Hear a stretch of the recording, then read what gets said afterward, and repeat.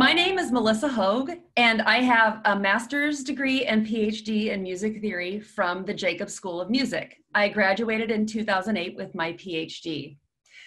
I'm currently living in Rochester, Michigan with my husband and my 6-year-old son, and I'm an associate professor of music theory at Oakland University. My position at Oakland University has me supervising part-time instructors of music theory and music theory tutors and a supplemental instruction leader of music theory for undergraduates. So I'm in charge of the curriculum and choosing textbooks and materials for all of the courses. I also, of course, teach many of the courses. I am currently also doing some research in music theory pedagogy. My background has been mostly writing about the music of Brahms, particularly his chamber music and songs and piano music. But I've really felt the need to address some of the pedagogical issues in our discipline, especially regarding the diversity of what we teach, which I'll get into a little bit later when I talk about trends in our field. But really the main part of my job is teaching and just helping to guide other instructors who teach music theory at my school.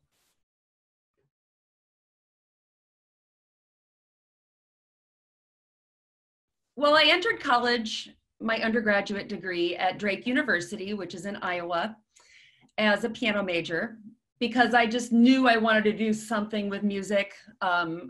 I knew I probably didn't want to teach piano because I don't enjoy teaching piano that much, but I knew I wanted to do something with music. And so I just kind of started my degree in piano performance, which was wonderful. It prepared me very well.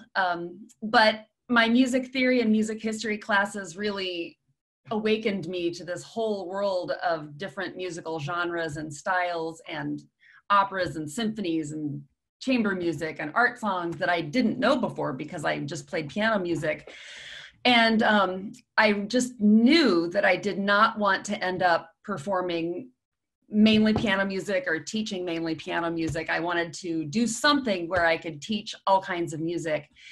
And I loved my music theory classes. I just was absolutely entranced by discovering how different styles of music worked and how they're put together, and just everything about music theory excited me. And I loved the idea that I could spend my career writing about music and then teaching it to other people, hopefully inflaming them with the same passion that infected me as an undergraduate. So that's really what did it for me. My undergraduate mentor, Bill Doherty, who was the chair of the department at the time, asked me to come and talk to him. He was a music theory professor. And he said, what are you doing after graduation?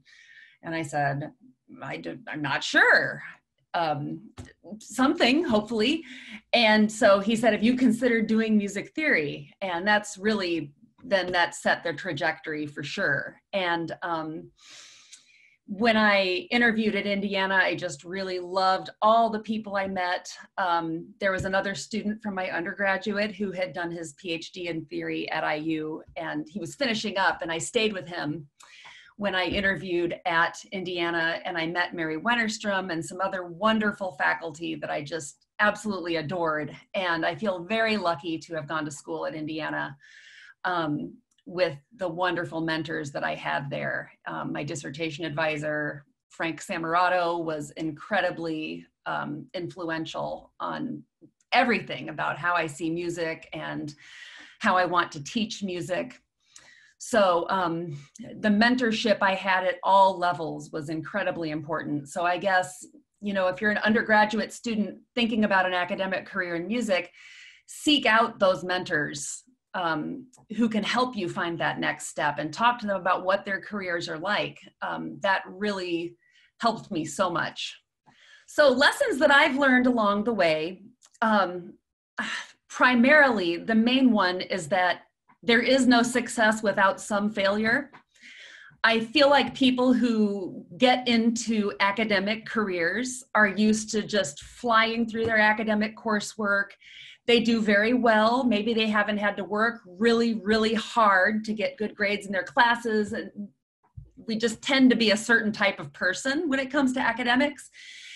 And when it comes to academic publishing, there's no chance of being successful without some failure. And no one ever really said that to me. I had to figure that out for myself. You know, you get an article rejection and it's just shocking at first. And that's a really important thing. I reached out, I happened to mention my frustration to another scholar in the field who's very senior. And he said, oh, one article rejection is nothing. You mean you've only submitted it to one journal and you got a rejection? That's nothing. He said, I still get upset when I get rejections, but I give myself a week to be mad and then I resubmit it somewhere else. And that was the best advice. And, you know, I mean, it's true that you will miss 100% of the shots you don't take. And so, you know, some amount of rejection is unavoidable, and just don't give up on it and keep believing in yourself, and just don't be stymied by what one reviewer says or one person says or anything like that. If you really want it, you'll get it. You just have to keep trying. It's all about persistence. So that's one of the main things I've learned. And another thing I've learned is that it is possible to have a family and an academic career. You just have to plan and be flexible, and foster relationships with mentors in your department, whether you're in an academic program as a student or whether you're a faculty member. You just have to seek out those mentors and people who will help advocate for you to have some of that flexibility that will make that possible. I think those are the main things, but what my scholar friend told me, who, you know, like I said, he's very successful in the field, one of the most well-published people. And he said, the people with the most publications have the most rejections. And that is just something that most people, I feel like, don't know. So an important thing to keep in mind. The biggest trend in the field of music theory right now, I would say, is not a trend really, or at least I hope it's not a trend. It has to do with diversifying the field, diversifying not only what we research, which is pretty diverse already. There are analytical approaches to world music. There's lots of people who write about popular music and music by women. But now we have to overcome the difficulty of diversifying our textbooks, which is hard because textbooks, you know, to use examples, those are copyright issues and costs that come up. But diversifying what we teach in the core classes so that we have music by composers of color, music by women, and some of those things are just harder to find. Some of them haven't been put online, even if they're old and out of copyright, they can be harder to get a hold of.